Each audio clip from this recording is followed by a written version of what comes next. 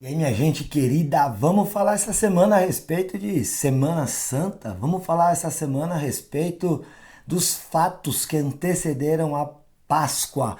Que legal, hein? Você sabe alguma coisa? Por exemplo, nós vamos começar hoje falando a respeito da entrada triunfal de Jesus. O que que isso significa? O que que significa o fato de Jesus ter entrado em Jerusalém e ali aclamado por aquele povo na semana que antecedeu a sua crucificação, morte e ressurreição? Vamos falar sobre isso hoje, hein? Afinal de contas, os evangelhos falam que quando Jesus entrou em Jerusalém, ele entrou num jumentinho. Mateus fala que foi na jumenta e no jumentinho. Marcos, Lucas e João não falam isso. Afinal de contas, foi no jumento, foi numa jumenta e no jumento. O que aconteceu? Vamos explicar isso aqui no Em Frente e você vai ter as suas dúvidas esclarecidas. Vem me acompanhar aqui durante essa semana que você vai ficar sabendo de coisas muito interessantes. Afinal de contas, o galo cantou ou não antes de Pedro negar a Jesus? Afinal de contas, mais uma outra pergunta que fica no ar, o meu querido, minha querida. Não existia galinheiro em Jerusalém. Pode pesquisar nas histórias aí. Não existia. O que então houve? Que barulho foi aquele? Nós vamos saber isso essa semana. Então, se eu fosse você, não perderia esses vídeos, essa programação por nada dessa terra. Ó, aqui na TV Cultura, canal 27.1. Todo dia, segunda a sexta-feira, você pode acompanhar aqui com a gente em dois horários, 8 da manhã, 1h30 da tarde. E também vai lá nas redes sociais, entra no YouTube logo, se inscreve nesse canal, Em Frente e Responde.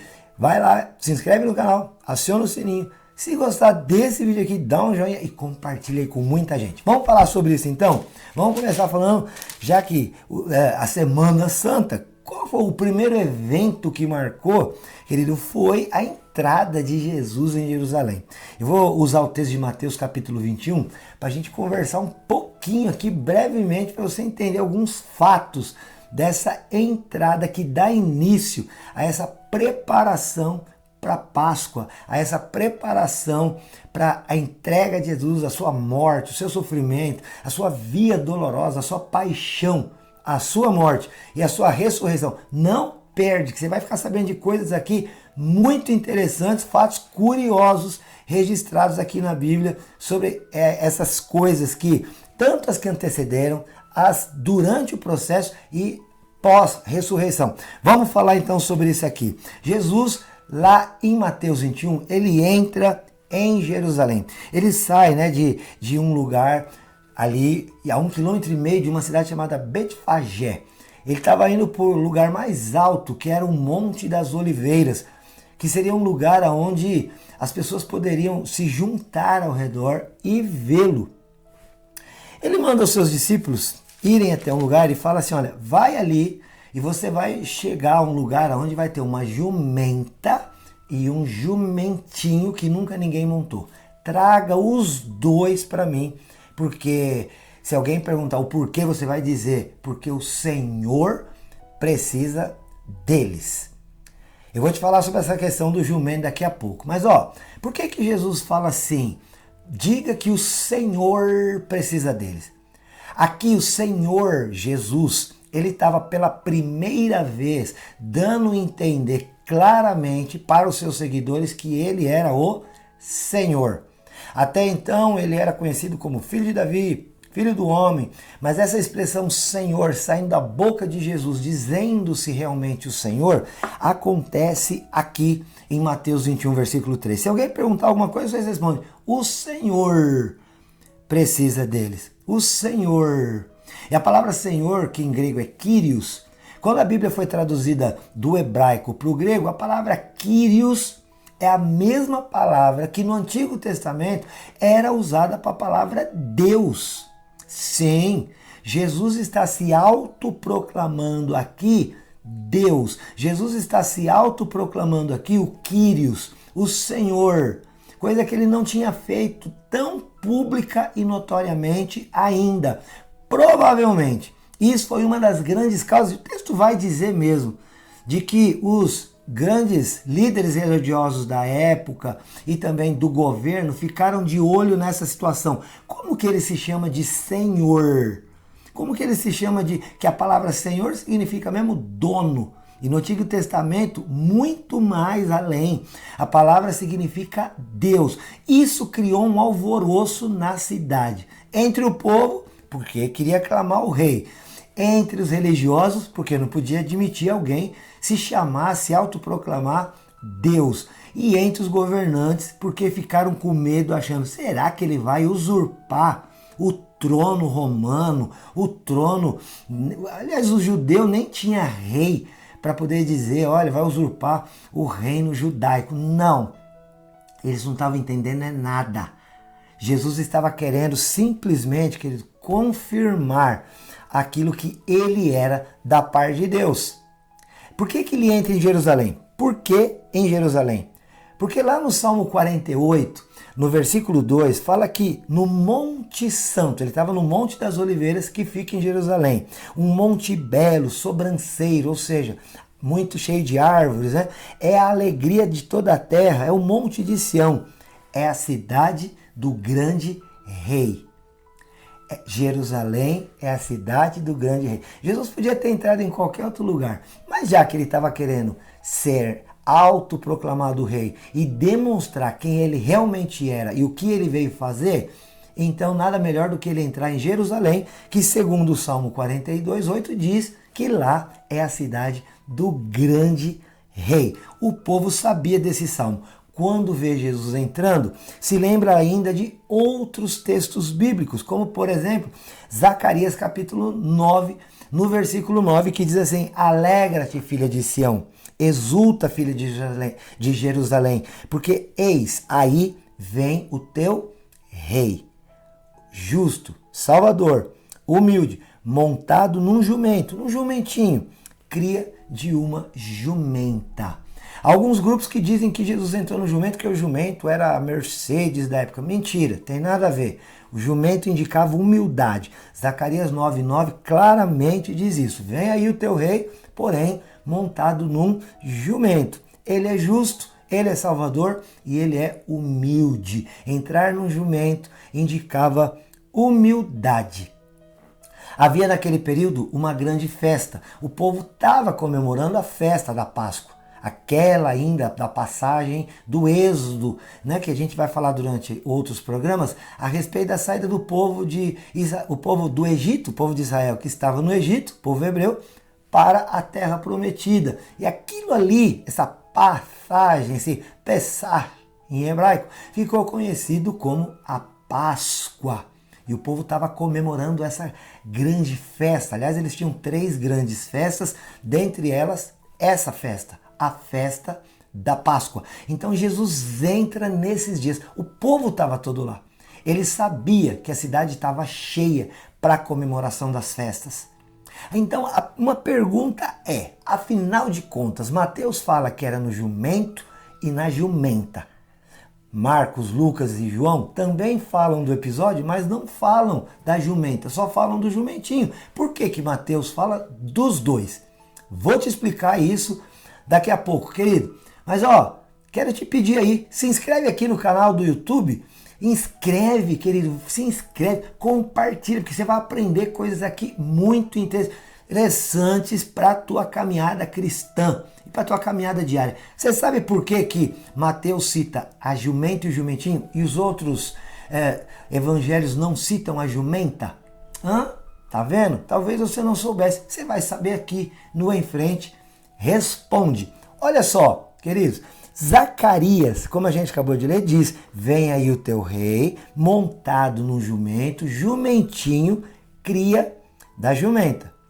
Outra coisa, em Gênesis 49, quando o Jacó dá uma palavra para Judá, e Jesus é o leão da tribo de Judá, a gente conhece assim, uma das profecias, né, uma das palavras lançadas sobre Judá, diz isso, olha assim, no versículo 9 de Gênesis 49, Judá é um leãozinho, por isso Jesus, leão da tribo de Judá.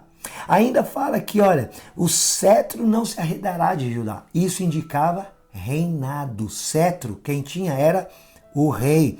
Outra coisa, o versículo 11, ele amarrará o seu jumentinho a vide, o filho da sua jumenta. Então o povo sabia, em Gênesis 49, que aquele que vinha de Judá, ou seja, da geração de Judá, vinha montado num jumento, cria de jumenta. Zacarias 9,9 também cita isso. E Mateus faz essa alusão. Agora, você está sabendo? Por isso que eu estou dizendo, se inscreve nesse canal aqui, lá no YouTube, assiste aqui o programa em frente, para você saber dessas coisas. Além disso, querido, olha só, esse jumento era a primeira vez na vida dele que ele ia ser montado por alguém. Um jumentinho, um burrinho, ele geralmente empaca, você sabe disso. Isso aí qualquer um sabe. Jumento é o bicho que empaca. Que quando não quer, e vai fazer o dele e não vai sair do lugar. Imagina um jumento, nunca ninguém montou, ele entrando dentro de uma cidade lotada de gente. Novo, você acha que ele ia entrar na boa, tranquilamente? É claro que não. Ele ia se empacar na primeira, ia começar a dar os seus relinchos, o seu e não ia mais sair daquele lugar. Daí a necessidade de pega o jumento com a jumenta. Porque se o jumento, pequenininho, o filhote, o jumentinho, entrasse com a sua mãe, a jumenta, ela o acalmaria. Ela já estava acostumada com o movimento. Ela o acalmaria, ele do lado da jumentinha. E no meio daquele alvoroço, ele não iria empacar, não iria ficar nervoso e não fazer aquilo que ele deveria fazer. Entendeu agora por que Mateus fala que vai lá os discípulos e peguem o jumento e a jumenta, o jumentinho com a sua mãe, e tragam os dois para mim?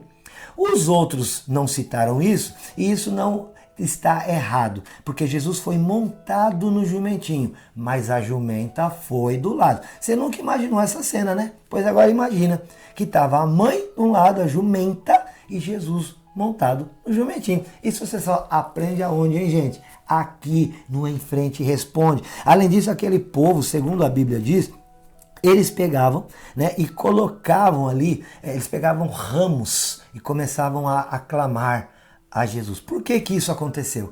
Isso era algo comum, normal entre eles. Toda a história, por exemplo, em Macabeus, que nem é um texto que está na Bíblia judaica, ele cita que todas as aclamações reais, era um símbolo judaico, essa planta, os ramos das palmeiras. Então eles faziam esse tipo de aclamação, de fazer isso, Era um símbolo nacional. Isso a gente vê, cada país tem o seu, o Brasil tem o IP, o pau-brasil, o Canadá tem aquela maple, aquela folha bacana, e assim vai.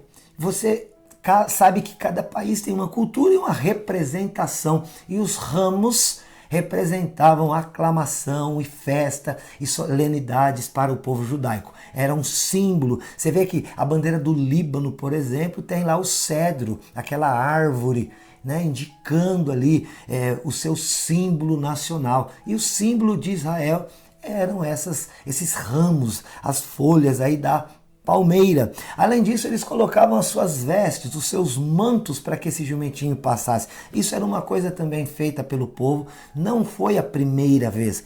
Em 2 Reis 9,13, quando Jeú se tornou rei, diz que o povo se apressou, tomou cada um o seu manto, puseram debaixo dele sobre os degraus, porque ele ia subir umas escadas para que eles pisassem nos seus mantos. Agora, como Jesus estava caminhando pela cidade, então eles lançaram seus mantos ali na cidade. E assim ele é aclamado com aquela palavra Hosana, que quer dizer bendito, salva-nos, Essa palavra quer dizer salva-nos, Hosana, quer dizer salva-nos, Essa é uma palavra que quer dizer isso, salva, está registrado pela primeira vez em 2 Samuel 14:4. E aí eles começam a aclamar Hosana, quer dizer, nos salva. Estavam reconhecendo Jesus como Salvador. Jesus aqui é o Messias, Jesus aqui é o Rei, Jesus aqui ele entra como sendo o Senhor, Salvador, entra como sendo até mesmo o próprio Deus. Aprendeu aqui algumas coisas? Nós vamos continuar essa série. Não perca no programa em frente. Se inscreve logo, acompanha aqui diariamente para você não ficar por fora de como foi a tal da Semana Santa. Vamos continuar mais e mais aqui, hein? Deus te abençoe. Eu te amo em Jesus. Até mais.